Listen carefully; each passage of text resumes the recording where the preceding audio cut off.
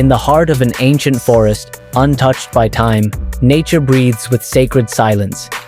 Here, life flows not in chaos, but in balance. And in this sanctuary of peace, a divine presence awakens. A sage, glowing with eternal wisdom, rises from the earth's own hand, a symbol of harmony between humanity and nature. This is more than an image. It is a reflection of the soul's journey. A reminder that true power lies not in noise, but in stillness. Not in the material, but in connection to self, to spirit, to the source. The divine awakening is not somewhere far away. It is within each of us, waiting to be realized. Close your eyes, breathe, awaken.